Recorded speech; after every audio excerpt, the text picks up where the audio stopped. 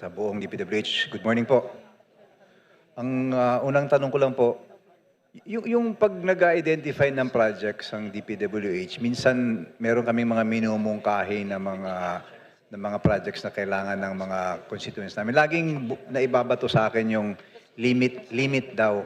Dapat 70-30, 60-40. Dapat daw 60% nasa menu ng DPWH. Tsaka, alam niyo po yun? Sa ngayon po, ang sinabi po sa akin ay nasa 60-40 po tayo, no? Opo. Na- 40%, sorry. Mr. Chair, if you could just allow me to get the numbers right.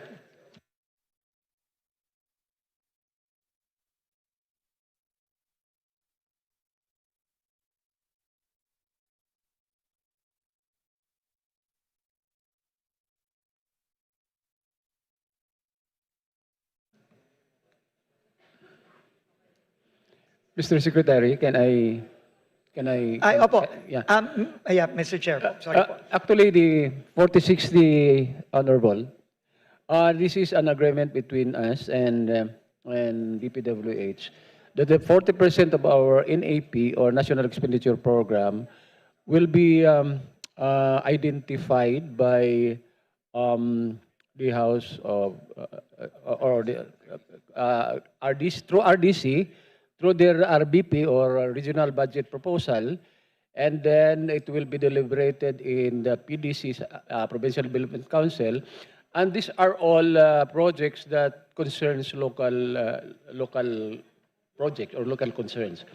Now,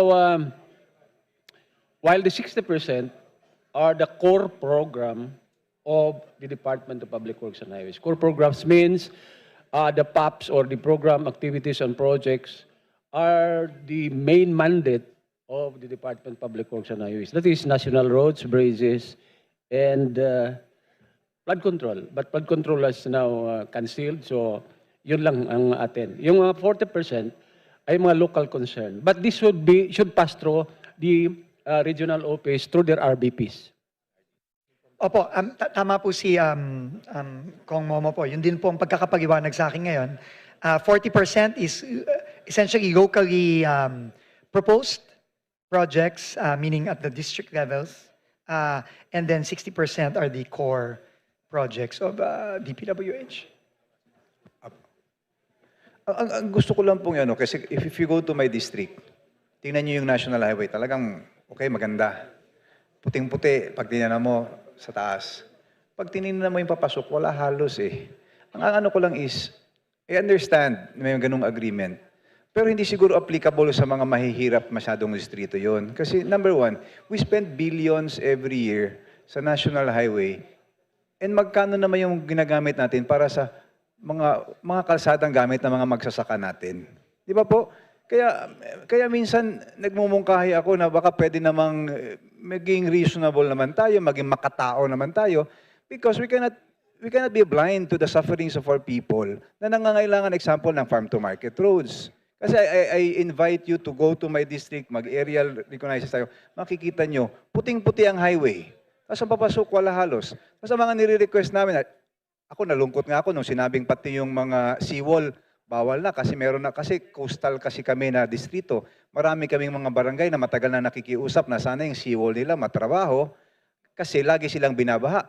Ang mga mahihirap nating mga kapatid, pag binabaha sila, reset yung buhay nila kasi konting-konti na nga yung gamit nila, nababasa pa. Tapos, hindi yung tulad ng mga mayayaman, pag nabasa ka, lilipat ka lang sa kabilang bahay mo, di ba?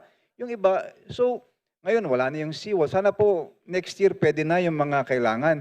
Kasi I echo the sentiments of Kong Egay. Kung nga, yung mga siraulo, i-punish natin sila. Pero yung mga distrito naman na maayos ang pag-implement, kasi kailangan ng mga tao, ibigay po natin yon. I would like to get your opinion regarding yung strict na 60-40, 70-30, kahit na hindi naman kailangan minsan ng mga tao yung ginagawa. Mr. Chair, I completely understand po ang sentiments ng ating congressman from Zamboanga del Norte. Congressman Amatong, nakikita po mismo natin yan, no, na napakaganda po ng mga national highway, pero yung mga feeder roads na kailangan ng mga kababayan natin, lalo na papunta sa mga palengke, papunta sa mga farms, kulang na kulang po. And we will consider that po. It's just that, kung mamarapatin nyo po, sa susunod pong budget, kung saan po talagang mai implement natin ang mga kinakailangang reforma na talagang gawin na natin unang tama itong ating budgeting from the time na magtawag po tayo ng budget call from the local development councils, paakyat sa provincial, paakyat sa RDC, hanggang umabot po sa DPWH Central. Kasi po mukhang hindi po ganon ang nangyayari ngayon. No?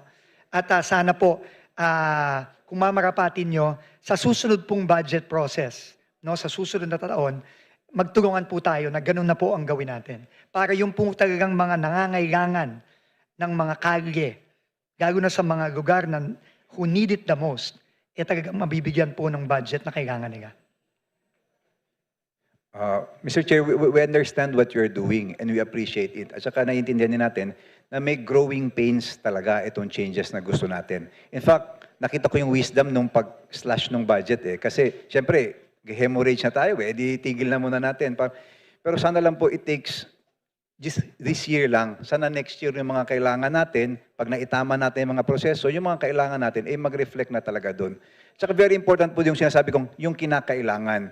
Kasi in the past years, tuwing nagmumungkahi kami ng pwedeng i-prioritize, laging sinasabi ng DPWH na, dapat kasi, sabi kasi ng taas, ganito kasi lang yung pwede.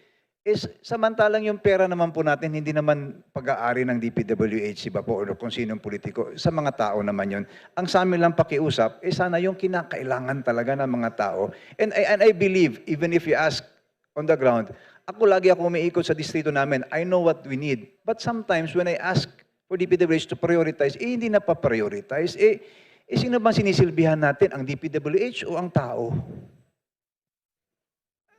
Mr. Chair, I could not agree more po with Congressman Amatong. We really need to change itong proseso.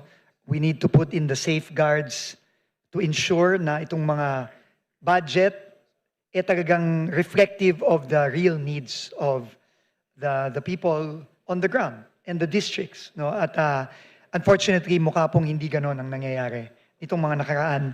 Pero ang commitment ko po, talagang aayusin po natin ito.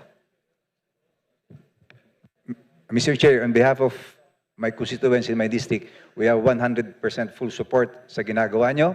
Sana maitama nyo, sana lang medyo mabilis-bilis. Kasi nangangailangan talaga yung mga constituents natin ng maayos na mga proyekto galing sa DPWH na mapapakinabangan nila. Thank you very much po for answering my questions. Maraming salamat po. Thank you very much. And again, if I may add, nag-usap po kami ni Secretary kanina na ang maganda sigurong gawin natin, particularly the district representatives, is to get involved in the regional budgeting process and then kumonsulta tayo at tutukan natin yung RDC, yung Regional Development Council, para lahat ng mga priority projects yun, siguraduhin nyo na nandun.